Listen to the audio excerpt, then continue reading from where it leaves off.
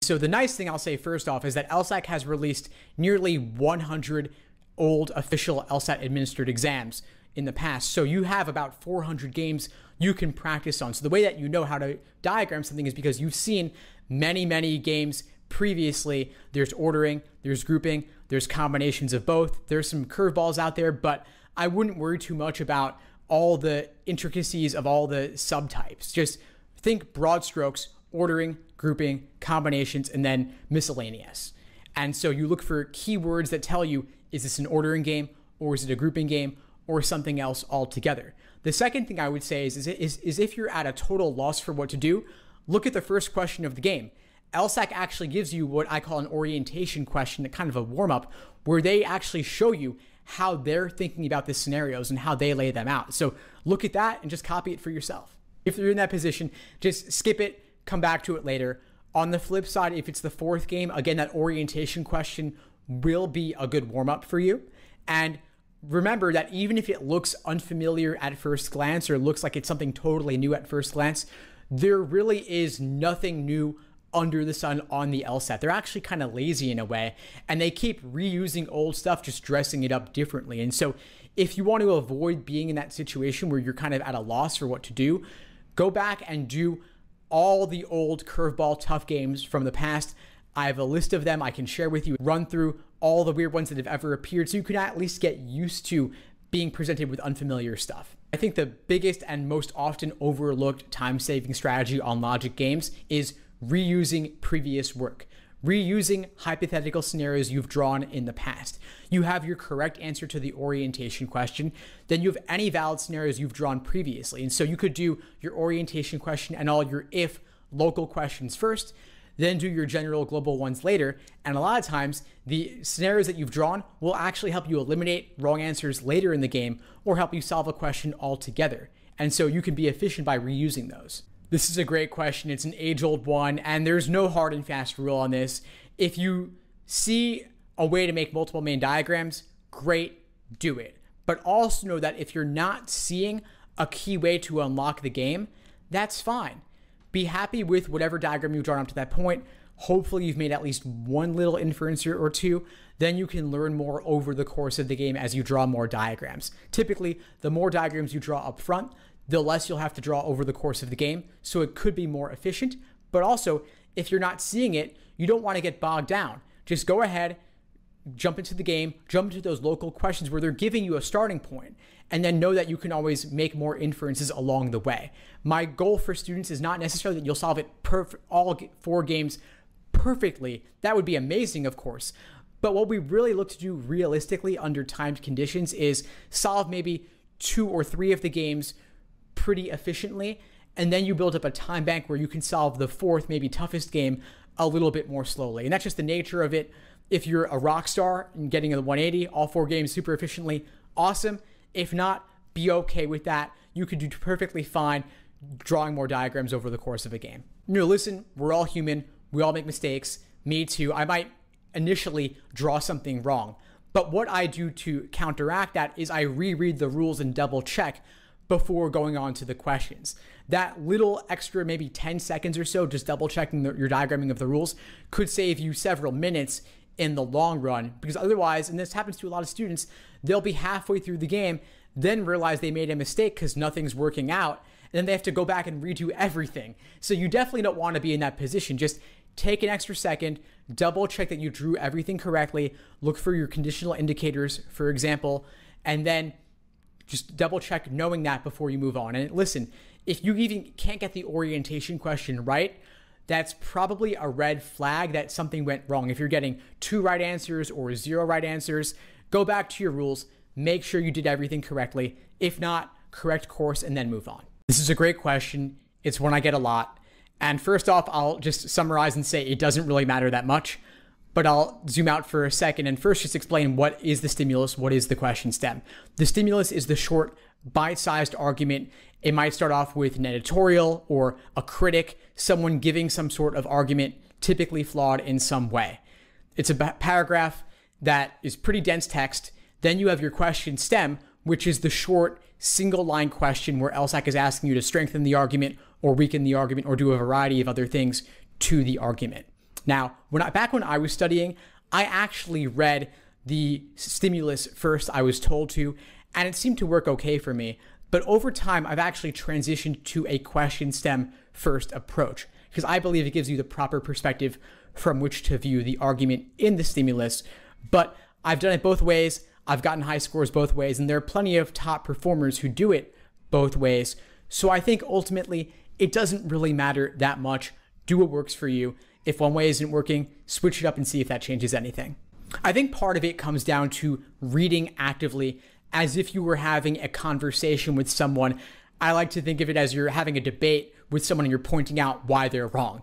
And not every question is a flaw question or a weakened question, but that way of thinking to look at the gaps in the argument and evaluate them, like someone's having a conversation with you, I think really does make it more real world relatable. The other thing I'd say is identify what's the conclusion, what's the evidence, and go from there. Look for keywords or look at the relationship between the different parts and see, can you find the conclusion? That's the first step. Then find the evidence, then look at the gap, then of course the question stem will tell you what you want to be doing, and that can lead you to start making predictions. You can definitely skip questions on the LSAT and come back to them at the end. You're not obligated to do everything in the order given. Personally, on logical reasoning, I might flag 4 or 5 questions just to come back to later because I don't want to deal with them in the moment. Maybe it's a tough science topic question. Maybe it's a lengthy parallel reasoning question. Whatever it might be, whatever you don't like, skip it, come back to it at the end. Everything's worth the same, so there's no reason to get bogged down in something difficult. If you're coming back at the end, the nice thing about that to start off with is that you have a fresh perspective. You've gotten all the other questions under your belt, so you do have a certain level of security knowing that at least you finished this section and these questions are the toughest ones anyway, so at least you've tackled everything else. But at this point, that fresh perspective could, maybe not for every single question, of course, but let you see the question in a new light in some way. Maybe some keyword will stand out to you that didn't previously stand out to you. And if not, hey, it's okay. You can get a few wrong and still get a top score. There's not really a one size fits all because part of it depends on your aptitude and your goals. I will say that for anyone reasonably aiming for a 165 or above, I would encourage them to try and tackle the first 10 questions in about 10 to 12 minutes. This lets you build up a time bank where if you flag 4 tough questions, you will have about 5 minutes at the end to come back to them later. And actually, speaking of the digital LSAT, I think that the biggest impact there is that you actually gain time because you used to have to bubble in with the number 2 pencil all those little ovals for 25 questions or 26 questions in a section. Now with one tap of the stylus or one touch of your finger, you can bubble it in instantly. So that's probably giving you another minute or two to add to your time bank for coming back later. But overall, that's my general pacing recommendation. I wouldn't go into more depth on it than that or else you'll drive yourself crazy. But I guess the other thing I would say is don't individually time single questions. Like don't time one LR question to a minute and a half or so because every question is of a different difficulty and the questions really only make sense for timing anyway in the context of the entire section. It's not easy to learn to read faster. You've been reading your whole life at this point, and so you're not going to totally reorient your entire reading ability. But there are some tricks you can use to read faster. First off, I want to say use phrasereader.com. Phrasereader.com, great tool. And I'll put the link below this video. What it lets you do is copy paste in text from anywhere and display it to yourself at different reading speeds. So you could use The Economist, you could use Scientific American, or if you have the PDFs, you could use actual LSAT questions too. Just copy them in and display them at 200 words per minute, 300 words per minute. Kind of place yourself on this reading comp treadmill to get faster. That's one thing you could do. That's kind of like a speed reading hack sort of thing. Maybe it works for you, maybe it doesn't. If not, I've got something else for you too, which is just when you're looking at the passage, dumb it down for yourself. They are so great at over-complexifying everything. Even things like I saw one reading comp passage they took from a New York Times article and they boringified it. Like they made it more boring for the LSAT specifically. And so if you can remove some of those layers by focusing on the basics, what are the major viewpoints, and almost like caricaturing them for yourself, like old versus new, or subjectivism versus objectivism, or conservative versus liberal, whatever it may be. If you can just paint with a broad brush and put the different groups into a couple of major camps, it'll be much easier to relate to it, and then you'll get through it faster. I totally get where you're coming from. I honestly don't like the science ones either, but what I do is, again, I dumb it down. So let's say you have, like, previously people used to think about a certain topic this way. Now they think about it some other way. Like, they thought the earth was flat. Now they think it's round. So you have, like, old versus new, the old way versus the new way. And so they could give you all the details on the theory behind each side, but you just say old way versus new. You could have wrong versus right, or outdated versus updated, or what the author disagrees with versus what they agree with. And there's going to be lots of details and theory and technical terminology. Skip all of that. When you see details, speed up. When you see articulations of major viewpoints, slow down and read more thoroughly. The details you can always come back to later, but my aim for my students is to get through the passage in maybe 2.5, 3 minutes max, so that you have enough time for the questions later. If you're going pretty slow and you can't speak, maybe you're going to spend 4 minutes or 5 minutes reading the passage, I'd say definitely don't spend any more than 4, or else you'll have like 30 seconds per question or something, which isn't really enough. So what you might want to do is take the approach, and this of course is limiting your score to some extent, but let's say you're not looking to break 160, you're looking to go to a middle of the road law school, which is fine if that's your goal. You might consider only doing 3 passages so that you have more time to go into them in more depth. If you do 3 passages only, then you have closer to 12 minutes per passage, which might still be okay then if you're spending 4 or 5 minutes on your initial read. Or if you're super slow and you think you might have ADHD, then consider applying for testing accommodations, which could give you extra time, because then if you get time and a half or double time, then you'll have plenty of time to slow down and read more thoroughly. Great question. And I think the biggest mistake students make on reading comp is doing the questions in the order given. You should not do them in the order that they're given to you simply because that's how they're laid out. There are 3 different types of major reading comprehension questions, and I would do them in the following order. Do all the general global ones first, like what's the main idea, what's the primary purpose, what's the tone of the passage, what's the author's opinion. Do those first. They're the general, knock them out. And if you can't walk away from the passage with the main idea, then you should probably go back and get the main idea, because you need that to unlock everything else for yourself. Next, you have the local detail-oriented questions. They'll give you a key term to look for, and they'll highlight it for you on the digital LSAT on the screen for you, so you can immediately jump there. They might give you a paragraph reference, and so you could jump there, or they might just ask you a random detail. Do those next. Then lastly, I would do the more inferential questions that require reading between the lines.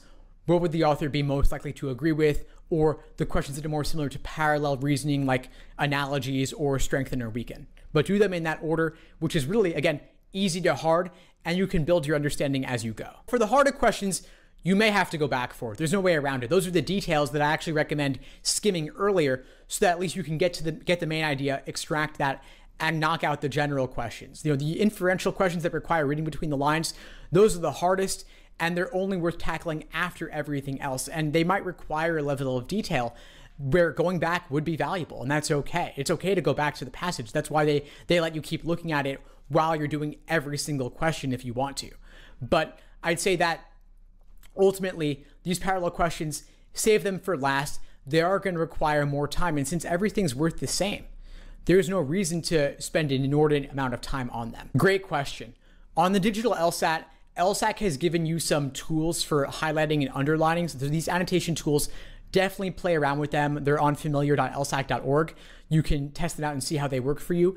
Personally, I don't really recommend using them just because it takes a lot of time to play around with them, and you might not always be marking things that are super useful for you later. But what you could do is articulate for yourself the main idea or the major viewpoint, or if there's 2 or 3 major viewpoints, just articulate them for yourself in a key phrase or a key sentence and write that on your scratch paper on the side, so at least you can refer back to it over the course of the passage.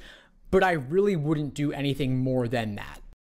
Thanks for tuning into the show. Please subscribe if you haven't done so already to be notified of new episodes as I release them. And feel free to reach out if you need anything at all as you move forward with your prep. I'm happy to help however I can. In the meantime, I'll wish you all the best and take care.